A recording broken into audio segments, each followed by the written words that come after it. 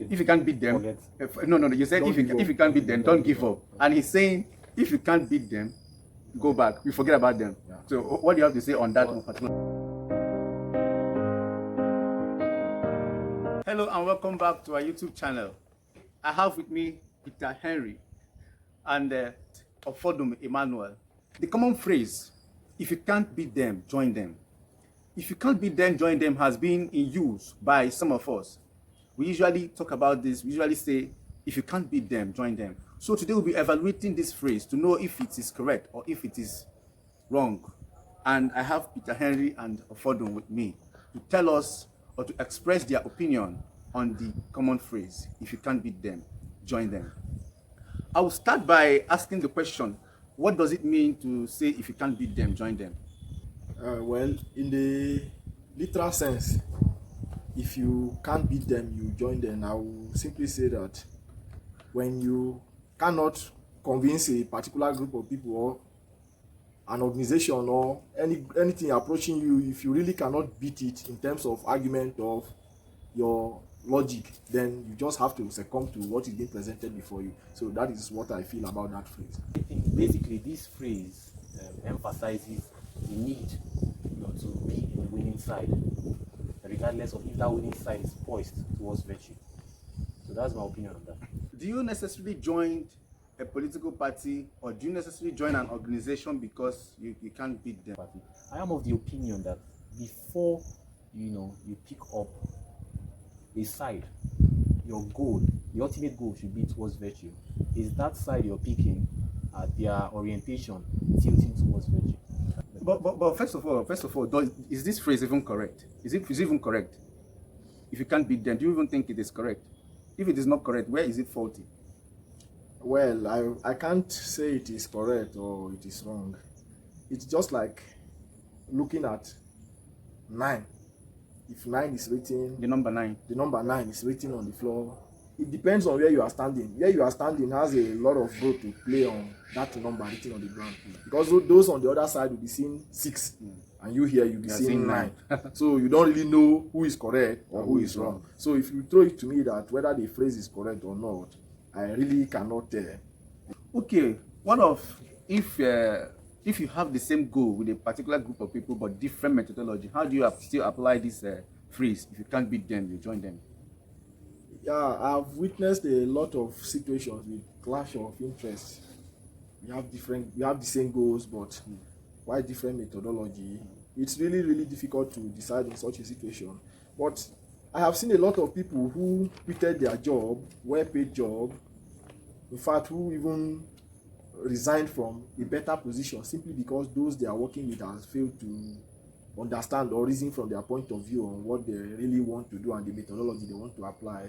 So, and I see that these people are successful in their new area of life. So it's like a motivation to me that if those I am working with really do not want to understand my point of view, when I'm seeing that they're actually taking the wrong turn, then I really have to forget about them.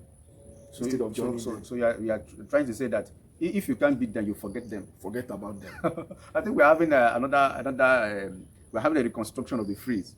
If you can't beat them, you forget them. Is that what you're trying to say? Exactly. What do you think about it? If you can't beat them, you forget them. Well, even when you desire to achieve the same goal with them. It's quite hilarious because if you desire something, if you're passionate about something, you are really passionate about it. You should go for it. Yeah. But I think you should adopt some other method and not totally forget it. Because this life, you have just once to live, and I think if you're passionate about something that you think is desirable by you, you should go for it. Okay. But as humans, there's this saying that goes like this: there are so many roads that leads to Rome. So I believe it's not just a path that takes you to your goal. There are other paths that also takes you to your goal. So you are saying that if you can't beat them, you take other paths. You take other. Okay, I directly say don't give up. Don't give up. Don't give up. When our local parlance, they say you take other courses. Okay, I think what you have to say on what you just said now. Yeah, don't give up.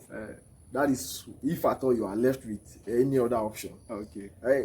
Sometimes in our life we are so enclosed that there is no other way other than Either you follow or you go back. Yeah. It's just like the pipeline.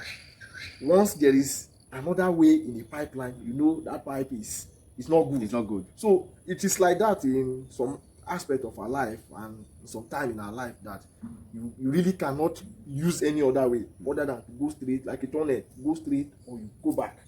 So if you realize that going straight will not favor you, I think you have to go back and plan whatever you have with them, so that you try to focus on strategize another plan. Exactly. Do you have anything to say on that? Well, I still retain my position because life it's complex in the sense that it presents to us different alternatives. Now it's just left for you to seek out these plethorals of opportunities that abound in life. Spread your tentacles, Okay. and seek for these ways that you can use to actualize that passionate desire of yours. And I think the phrase is actually negating another phrase, which is don't give up. Don't give up. When you say if you can't beat them, you join them, and then don't give up. There are now two phrases here. If you can't beat them, join them, and then don't give up. I think both are contradicting each other. So I don't know if you have any example you can bring up to demonstrate this. If you can't beat them, a practical example anyone can bring up to let us look at it. Look at this. If you can't beat them, you join them. From a practical example. Like I said, don't give up. And Offordum said from the beginning that the phrase "don't give up" is the phrase "if you can't beat them, you join them" is context dependent. I also believe that "don't give up" is context dependent, because there is no way you can motivate somebody without food to become a footballer. Somebody who is lame, you know the person cannot perform, he doesn't have the means. So not to beat them, if you cannot beat them, don't give up. I don't think it's applicable in all circumstances, because if you don't have the means, you don't have the necessary means to follow up that dream, you may go to the grave not actualizing whatever you are fighting for. Okay, what do you have to say on, because you said if you can't beat them, Okay. if you can't beat them, no, you said if you can't beat them, don't give up. And he's saying if you can't beat them, go back. You forget about them. Yeah. So what do you have to say on that particular one? I'll begin from the example he cited. That the example of a crippled or one who has no food. But now, if you look at our world of today, let's take the example of Olympics. There's what we call Paralympics. Games for those who are disabled. Yes, who are this? There are other means of also engaging in such adventures or passions or desire. One who without food can also become a technical advisor to a football team. And I think he can actualize his dream in such way. He might not be able to participate in the sense of passing and shooting and all that, but his intellectual capacity can be called forth. You have talked about the holistic point of the phrase, and also the political point of the phrase. But I want us to I just want us to bring out the negative and the positive side of this phrase. What positive side of this phrase, and what negative side of this phrase do we have? If you can't beat them, you join them.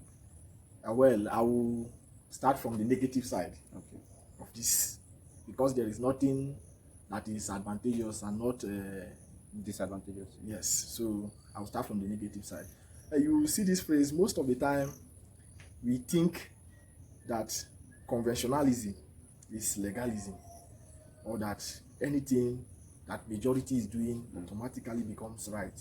It is common among the youth of these days that if so non-popular opinion, the truth is now determined by popular opinion, which is actually very, very wrong. So most of the time, if you cannot beat a particular group of people because you are trying to live a different lifestyle and you join them, you realize that for the rest of your life you'll be miserable.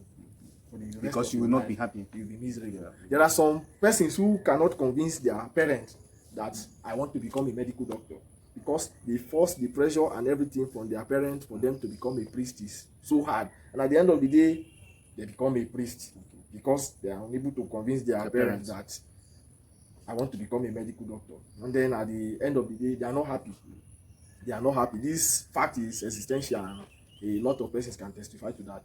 And on the positive side of this thing, back then when I was in the university, I always tell my classmates that I'm a Christian philosopher, so I always try to argue from the church's point of view.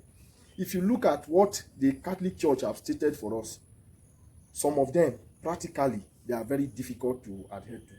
They are very, very difficult to adhere to. There are a lot of persons who have problem with fasting, but there are special days the church have prescribed for us to fast. These things sometimes is very difficult for us to do. But we cannot beat the church, because whatever the church says, in fact, it is law. So you cannot beat it. So what do? You join. You join. And then when you join, you realize that you gain. If you fast, you enrich your spirit, and it has a lot of spiritual benefits. You fortify yourself, and even at the end of time, as we all believe in the afterlife, you have something to enjoy from following what the church has given to you.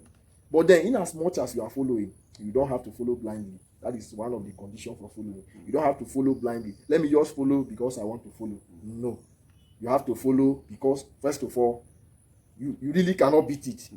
Just like the Mazin said, you really cannot beat it. And then your second reason should be that I'm following with caution. I'm treading with caution, and I know whatever comes at the end will not be as dangerous as not following. So you have actually made it. Should be a willful decision. It should be a willful decision that I'm following them. You can actually back out, because not to beat them, I'm going to. If you can't beat them, you join them. Is actually fallacious. The mass in itself is fallacious, because there are other alternatives. If you cannot beat them, you can actually back out. You can actually decide to be against them for the rest of your life. You understand? Okay. So you can be against the church. Like some persons, they are against the church. Yeah. They are just looking there are people against the church. They are looking for a loophole to eat the church, because they cannot beat the church, and they do not want to join the church. So that's to say that the Mazin just relegated the whole thing to just two-faced. If you can't beat them, you join them. I think in logic, they call it black and white fallacy, something like that. Yeah, so if you cannot beat them, just join them and enjoy the benefit of joining them from the Christian point of view. From the Christian point of view, yeah. Okay, so what do you have to say on the negative? I will sum the positive and the negative to just this famous Socrates saying, "Man, know thyself." Man, know thyself. And Socrates, it was from him I borrowed this saying that man's ultimate goal should be towards virtue. And for that, in considering the side to be on, one should consider if what I'm going for, if I'm joining them, I'm still heading towards virtue. Now, in any instance I'm facing, maybe in a society whereby my peer groups are into crime and I have no other option, not that I don't have, there are options abound, but the pressure is on me to join. Now, the question you ask yourself, what are the benefits? What is the cost of being a criminal? And what are the benefits of being a criminal? And weigh. And if this doesn't give you a virtuous response, a virtuous conclusion, I think you ditch it and back out. But if it gives you a virtuous response, a virtuous answer, I think you embrace it, as he has rightly mentioned in the case of the fasting. So that's my opinion on positive and negative. You weigh the pros and cons. We are reasonable, we are rational humans. And so for that, understand the self in knowing the position you should belong to. And that position should, always aim towards virtue. Thank you. Okay, if you can't beat them, you join them. Is the phrase that we have evaluated in this video. Well, our own, we are not here to strictly say that if you can't beat them, you join them is wrong or is right. But it is just a quarter of our own opinion. We are just contributing to the subject matter. You may have your own opinion on the subject matter, which might be okay for you or which might not be okay for any other person. But this is just our own point on the subject matter. If you can't beat them, you join them.